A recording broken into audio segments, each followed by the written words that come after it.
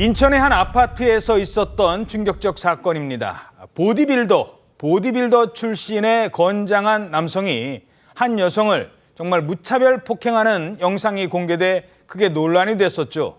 이 남성이 재판에서 꺼낸 이야기가 주목받고 있습니다. 일단 사건 당시 무슨 일이 있었는지 참 욕설 많이 나오기도 해요.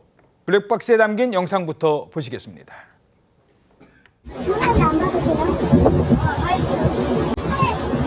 거기 아침에?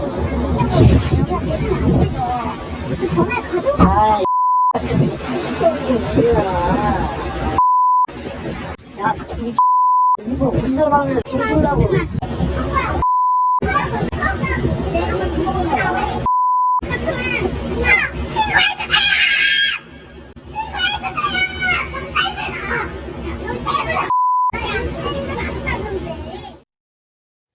자, 차를 여기다 대시면 안 되죠. 단순한 주차 시비에서 시작됐었습니다, 이 사건. 근데 이후에 이 남성이, 건장한 남성이 폭행을 아주 심하게 했던 사건이었잖아요. 작년 5월에 인천의 한 아파트에서 벌어진 사건인데요. 당시에 30대 여성이 자신의 차를 가로막고 있던 다른 차량을 이제 빼달라고 연락을 한 거예요. 근데 상대 차주하고 대화를 하면서 말다툼이 시작이 됐는데 상대 차주가 뭐 입을 어디서 놀려라는 식으로 얘기하면서 폭행을 시작했습니다. 저렇게까지 했었군요. 여성의 머리를 잡아서 땅에 쓰러뜨리고 무차별 폭행했다고 하는데 여성이 폭행을 당하면서 신고해 주세요 하고 소리를 친 거예요. 그렇게 소리를 치는데도 가해 남성은 폭행을 멈추지 않았고 심지어 피해 여성한테 침을 뱉기까지 했다고 합니다. 근데 나중에 알고 보니까 그 가해 남성이 보디빌딩 대회에서 여러 차례 입상한 경력이 있는 보디빌더 출신이라고 해서 더 큰 충격을 안겨준 건데 그렇게 힘이 센 남성이 여성을 저렇게 폭행을 했단 말인가? 예. 많은 사람들이 깜짝 놀랐고 당시에 피해 여성은 전치 6주 진단을 받았습니다. 예. 결국 남성이 재판에 넘겨졌던 사건입니다. 잠깐만요. 근데 저 사진 좀 크게 다시 볼까요? 저렇게 누군가 폭행을 하면 사람들이 저 옆에 있는 분은 이제 워낙 저렇게 강하게 폭행을 하니까 저 뒤에 있는 저 여성이에요.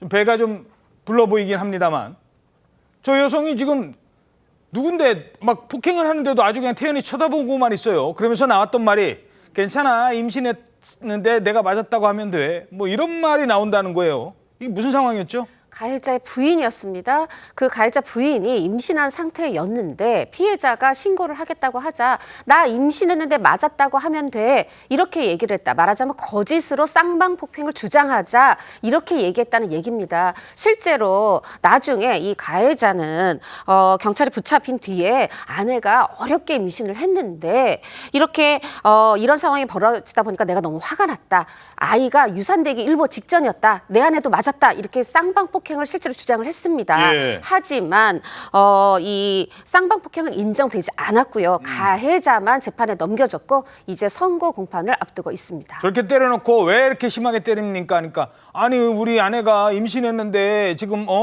이 큰일 날 뻔했잖아요. 그래서 화가 난 거예요. 저 여성이 우리 아내를 먼저 때렸어요. 이런 식으로 주장을 했다는 겁니다. 근데 거기는 혐의가 없는 걸로 나왔고요. 보디빌딩 대회에서 수상까지 했다는 건장한 남성입니다. 일반 남성이었어도 크게 다칠 정도로 여성을 폭행을 한 사건. 자, 재판은 어떻게 진행되고 있죠? 네, 어제 결심 공판이 열렸는데요. 검찰은 이 남성에게 징역 3년 6개월의 실형을 선고해달라고 구형을 했습니다.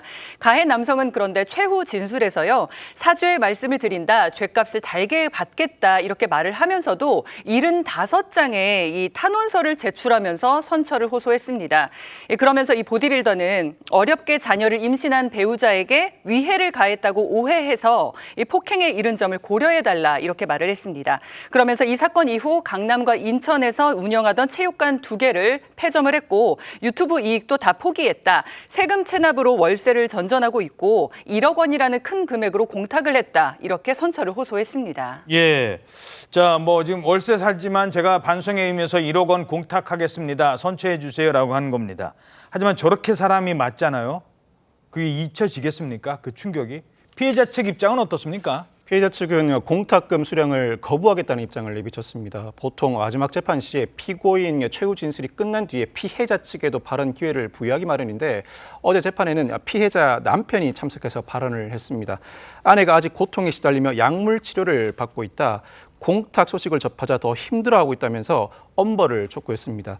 사실 공탁을 할 경우에 가명 사유로 삼을지 여부는 재판부의 재량입니다만 대체로 가명 사유로 삼아줍니다. 그렇지만 피해자가 공탁금 수령을 거부하면서 엄벌을 촉구한 경우에는 가명 사유로 삼지 않는 경향이 더 뚜렷합니다. 예. 또한 피해 여성이 가해자와 같은 동네에 거주해서 또 마주칠까 봐 현재 지방 친정집에서 생활하고 있는 것으로 알려져 있는데 또 마주칠까 봐. 그렇죠. 이 사건 선고가 이달 말에 이루어집니다. 사회적 공분이 컸던 만큼 그 결과에 많은 주목이 이루어집니다. 그러니까요. 저는 피해자 입장에서 생각을 해봤습니다. 왜 1억 원이나 되는 큰 돈을 거절을 했을까? 이게 지난해 5월 20일에 있었던 일이거든요. 지금 1년이 넘게 그러면은 친정집 지방에 가서 지금 피신해 있는데 왜 우리는 폭행이 일어나면 가해자가 자리를 뜨는 게 아니라 피해자가 그 자리를 뜨고 아니면 학폭 같으면 피해자가 전학을 가고 이렇게 참 안타까운 상황인데 저때 아까 사진에서 보시면 가해자 말고 또 다른 건장한 남성이 있었죠. 예. 이 가해자의 친구라고 해요. 지인이라고 하고 또 사실 그 옆에는 사진에 보이지 않지만 경비원도 있었는데 못 말렸다 그래요.